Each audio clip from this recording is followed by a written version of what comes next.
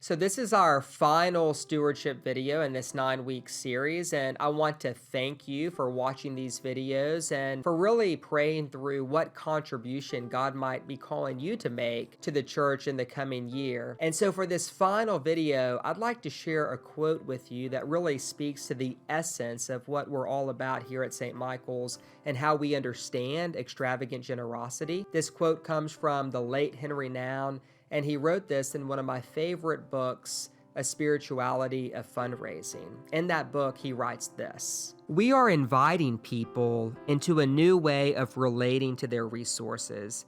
By giving people a spiritual vision, we want them to experience that they will in fact benefit by making their resources available to us. We truly believe that if their gift is good only for us who receive it, it is not fundraising in the spiritual sense. Fundraising from the point of view of the gospel says to people, I will take your money and invest it in this vision only if it is good for your spiritual journey, only if it's good for your spiritual health. In other words, we are calling them to an experience of conversion. You won't become poor, you will become richer by giving.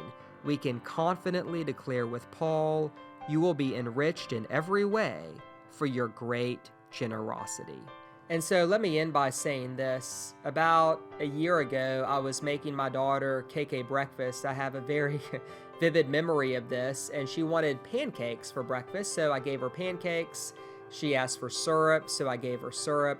And she licked all the syrup off the pancakes and then asked me for more syrup. So I obliged, gave her more syrup, and she did the same thing. She licked all the syrup off the pancakes. She said, "Dad, can I have more syrup?" So I gave her more syrup, but we then had a conversation that syrup was not actually a meal, that if she wanted to be nourished and have energy and come to life that day, she actually had to eat the pancakes. It is very easy and tempting to come to church each week and to lick the syrup off the pancake, to enjoy the worship, to be encouraged by the message, maybe even to join a Bible study or two. But at some point, if we want to be nourished, if we want to experience that abundant life that Jesus came to give, that always requires an intentional choice, a choice to step out in faith and to see that generosity and life, that generosity and faith go hand in hand. I want to thank you for your generosity, and I want to thank you for investing in the ministry of St. Michael's Episcopal Church, because not only does that enhance our capacity to offer grace and connection to everyone, but it also enables us to receive grace and connection as we give our life